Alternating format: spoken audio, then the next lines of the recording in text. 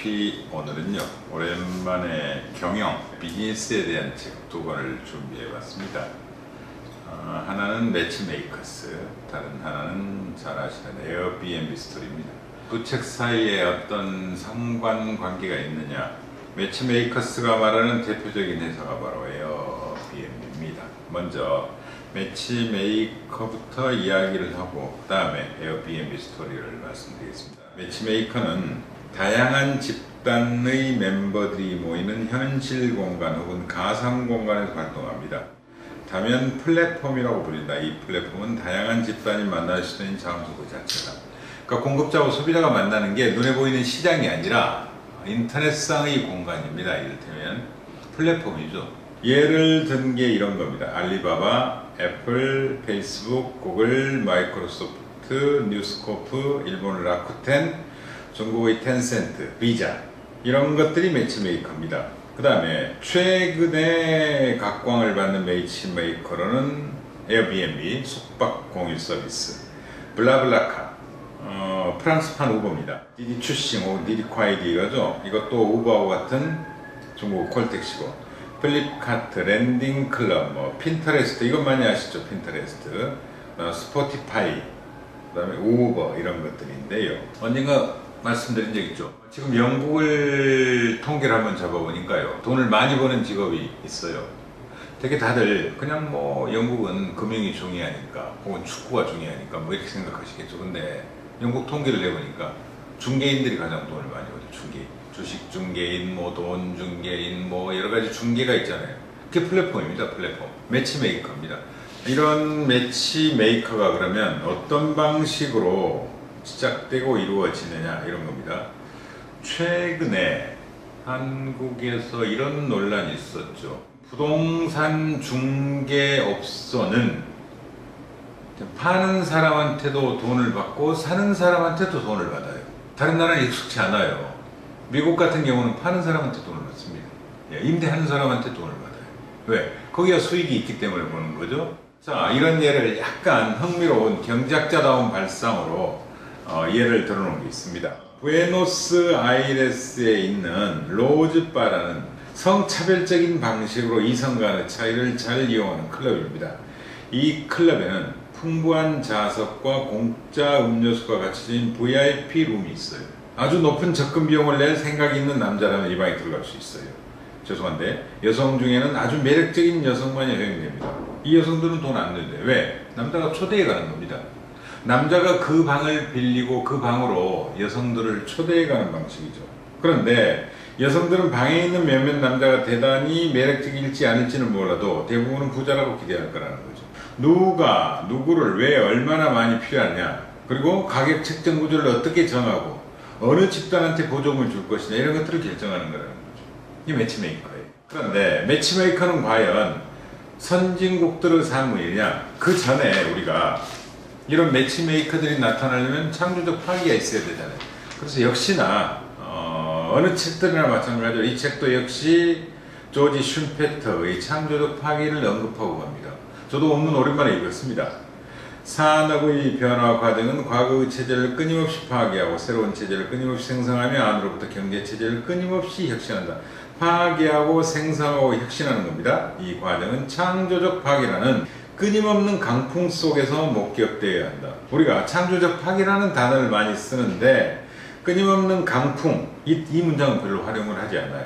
창조적 파괴는 단순히 이례적인 행사가 아니라 끊임없는 강풍 속에서 목격되어야 한다는 겁니다. 자, 예로 드는 게 신문사입니다.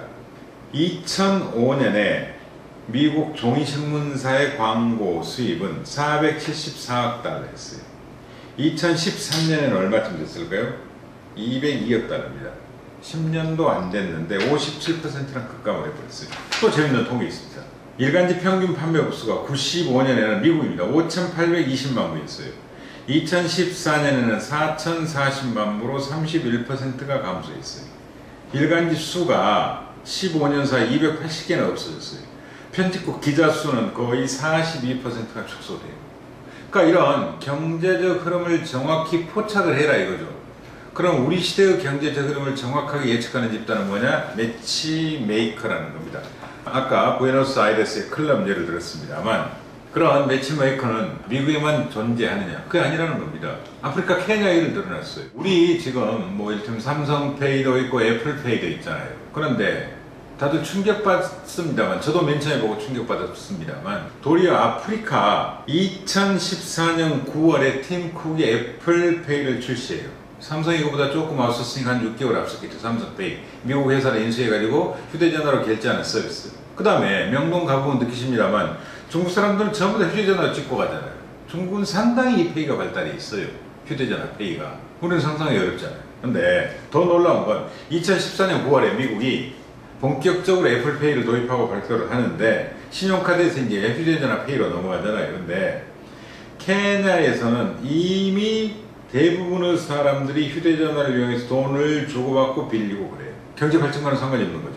전통적인 은행 업무와 결제 방법을 뛰어넘는 뛰어난 선구자가 케냐에 있었다. 뭐 몬바산가 멤베산가 이름이 제가 순간 생각 안 납니다만, 예, 그런 식으로 있었다라는 거죠. 이런 것들 매치메이커는 과연 케냐 이전에 역사상으로 있었느냐, 우리가 몰랐느냐, 아니면 새로 태어난 종이냐는 겁니다. 흐름은 있었어요. 기원전 300년 전에요. 아테네가 원래, 아테네 잘 아시잖아요. 올리브 나무 말고 뭐 있습니까?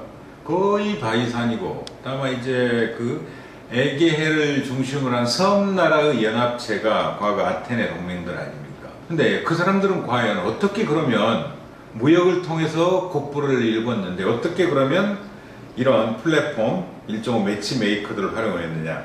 엠포리온이라는 장소가 있었어요. 그곳에는 무역상들의 거래를 합니다. 자, 선주들과 다음 항해 때 물건을 운반해 달라, 이 계약을 체결해요. 돈 빌려줘요. 이 엠포리온이 나중에 어디로 가겠습니까? 베네치아로 가는 거죠. 그래서 이제 베니스 상의 이야기가 나오는 거죠. 방크라는 단어도 거기서 나오잖아요. 자, 내가 돈을 바꿔야 돼. 그렇죠. 돈 바꾸러 어디로 갈까? 저 방크 가봐, 그래, 방크. 방크가 이태리 말로 벤치거든요. 벤치에 가봐. 이제 환전상들은 주로 유대인들이 담당하는데 유대인들이 벤치 앉아 돈을 바꿔주는 거예요. 벤치에 가면 돈을 바꿔주는 겁니다. 그게 이제 뱅크가 됐는데, 위험을 감소시키고 우리 보험 드는 것처럼 그 당시 무역상들 배는 얼마나 위험했겠습니까? 그 다음에 돈도 빌려주고, 그 다음에 성공적인 항해를 마치고 돌아올 경우에는 이자까지 더해가지고 돈을 갚도록 해주고, 그래서 대출, 보험, 거래, 계약 이런 모든 것들을 매치메이킹 했던 것들이 임페리온이라는 거죠. 그럼 그 다음 단계는 앞서 예를 든 신문입니다. 신문에 우리가 광고를 냈잖아요.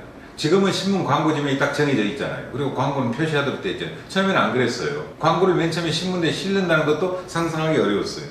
1800년 이전부터 안내 광고를 냈는데 그때도 이미 결혼 상대자를 찾는 거, 바느질도 이런 걸 했다는 겁니다.